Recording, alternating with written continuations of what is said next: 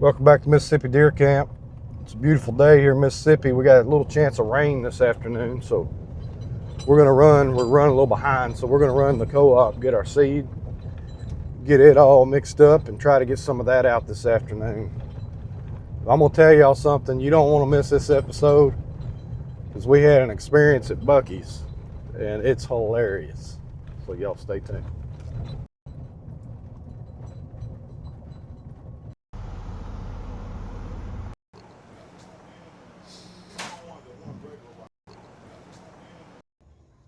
Nice feeders.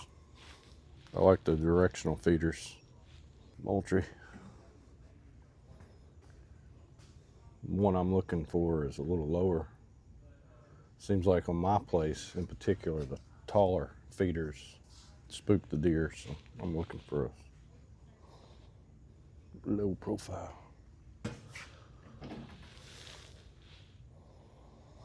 A lot of good stuff here.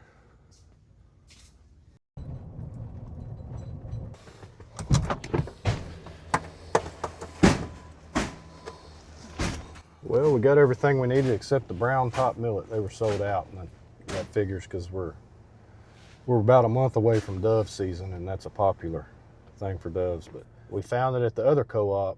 We're going to head that way and get it.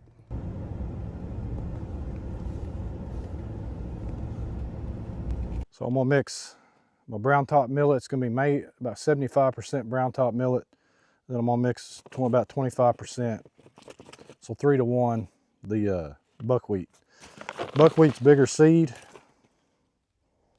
so it should spread pretty consistent. So that's what we're going to go with on the trails. And around here, around this where they've staged logs. And then I'm going to take and mix brown top millet, buckwheat, and soybean for my existing food plot. And we'll get to that. I also brought my hand spreader for these little areas around here, get some stuff growing. But we got to get moving because we got rain coming. We got the last bag of brown top at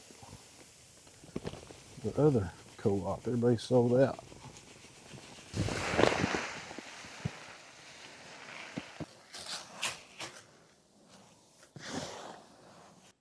This Chapin Spreader is awesome. This is the second year we've used it, and it is handy. It's 8620B. We did a review on it, so check that video out. We're ready to go.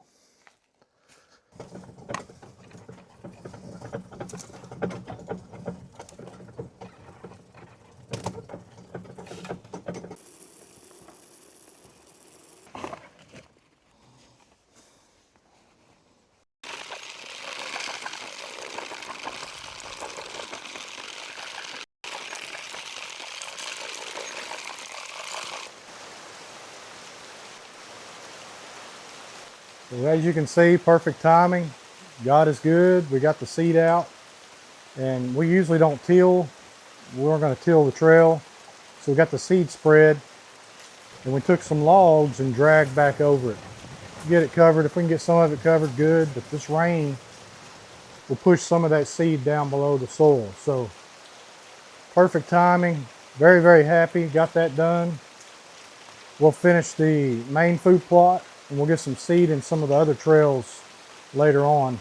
But very thankful for the rain. Very thankful to get the seeding done. Had a good day at the co-ops. Found out brown top millet is about wiped out, but they got some more ordered. I'm gonna buy another bag or two to keep. While we're out and about today getting seed, we went by Academy. They had these feeders on sale. This one's $5.99. I got it because it's low profile. It's easy to fill. It'll hold 15 bags of corn. It has solar power, so I don't have to worry about changing the batteries. You can set it up for all different types of feed times. It limits my time going in and out, so I won't be spooking deer as much. I also like it because it's low to the ground. What I found out here where I live, if you have feeders that are tall, the deer don't like them. It takes them longer to get used to it. If they can see over it and see around it, they get used to it a lot quicker. It's a good clap of thunder there. Very thankful for the rain.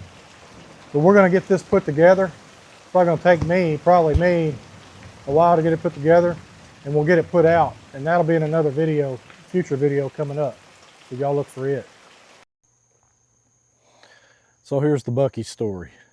As you can see my car, we had to make a quick trip to Kentucky yesterday. And we always stop at the Athens Buc-ee's. And I hardly ever get car washes or anything like that, but it's getting gas, selected the car wash. We went in, did our thing in Buc-ee's.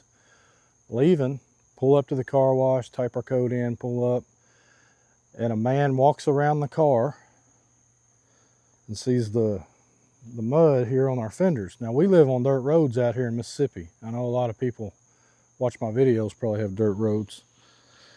But he asked me to roll my window down. So I roll my window down and he says, I can't let you go through the car wash. I said, okay. He said, you got mud on your fenders. And I started looking around, I looked at my wife. I was like, is this a joke? He said, no. I said, okay, can I get a refund? He said, no, we don't do refunds. I'm like, all right, what are you gonna do? And he wrote down, he said, I'm gonna write down a code. He took my receipt and he wrote another code for a car wash down. He said, go home and wash your car and come back and you can go through my car wash. That is the craziest thing I've ever heard. Now you put in the comments if you've ever heard of anything like that before. I seriously thought we were being pranked.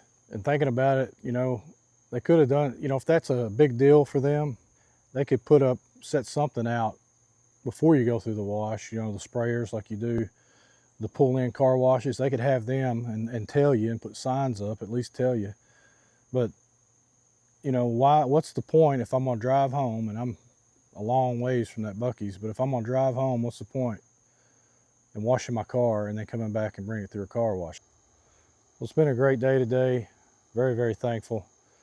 Got to go to town, got our seed, went to one of my favorite places, the co-op, and we got good rain. We haven't had a rain in about a month. It's been dry for about a month. Before that, we had a lot of rain. But that's typical here this time of the year for it to get dry. But very thankful for what we got. If you like the video, give me a thumbs up. If you haven't already, subscribe to the channel. It really helps us out. But y'all come back and see us when you get the chance.